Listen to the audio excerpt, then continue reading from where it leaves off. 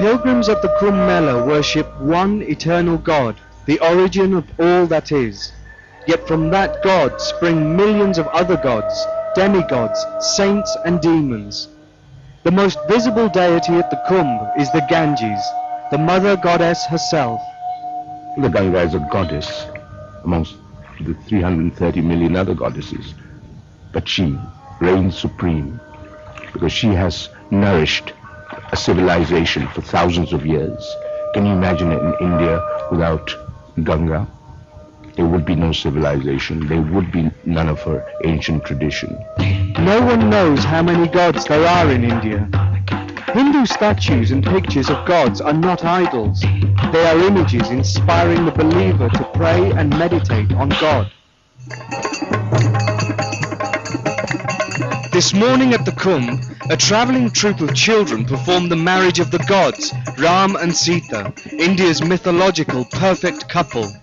The play is called Ram Leela, and when the children are in costume, they become temporary gods themselves.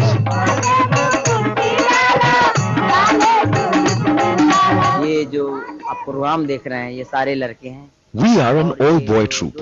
Even the female roles are played by the boys. Kumbh Mela is the best place to perform, as it is the king of pilgrimages. The actors earn their keep from offerings given by the audience to the gods. हमारी माता जी तरफ से सरकारी तौर में 10 रुपए अर्पण की है वरना 5 भक्ति से। अरे सखी तुम कहाँ रहती हो, क्या नाम है? The story is told by a narrator with the children singing responses. This scene is the bridesmaids teasing the groom, the equivalent of a best man speech.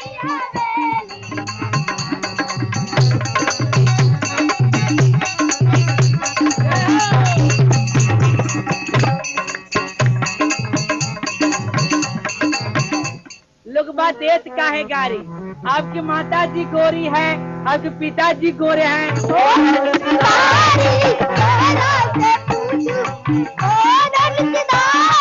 Lord Ram married young, which is why he's played by children.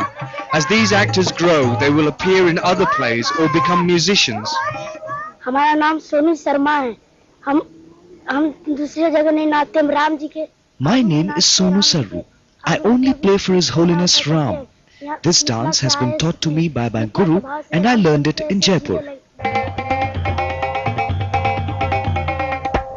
As long as they remain in costume, the actors remain gods. Their feet must not touch the ground, so they're carried back to their tent. Once the costumes are off, they will be children once more.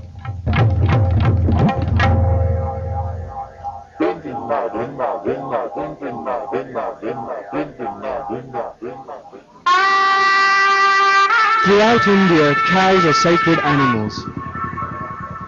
For peasant farmers like Mr. Goswami, it's a practical as well as a religious matter. In Hinduism, the cow is of great importance. She is our mother. We worship cows. They use the milk, the dung and the urine. This is why we respect her. Hindus respect cows. Mr. Goswami owns a very special cow called Nanda.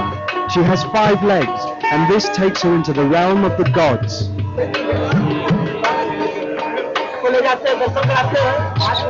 We take her out for people to see her, because she has 5 legs. She's worth a divine audience. I call her Nandan, Lord Shiva's cow. People worship 4-legged cows, but because she's 5-legged, she's treated with great reverence. People worship her, feed her, donate clothes, money, whatever they feel, they donate. We don't ask for anything. We just tie her up at the temple. We keep a plate next to her. Whoever wishes can see her, touch her leg, and donate something. She's worth a divine audience. Pilgrims to the Kumbh feel blessed just by touching Nanda. Her milk is divine, and so is her urine. Nanda is the holiest member of the family. She's also its own wage earner. With millions of pilgrims passing their home every day, the Goswamis are doubly blessed.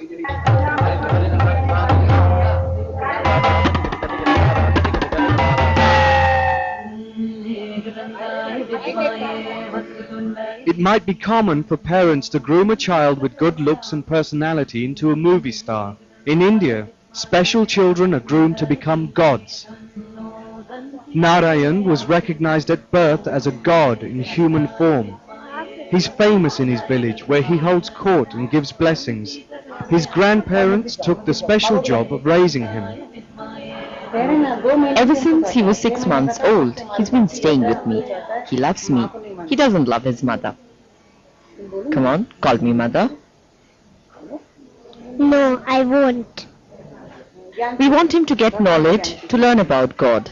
We want to make him a scholar so that he becomes popular in the whole world.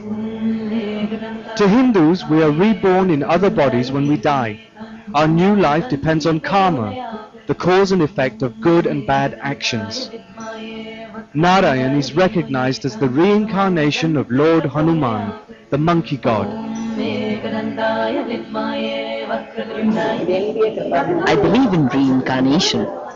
One day I scolded him and asked him, "You bother me so much. Who are you?" He said, "I am your son from previous birth." This is God's will.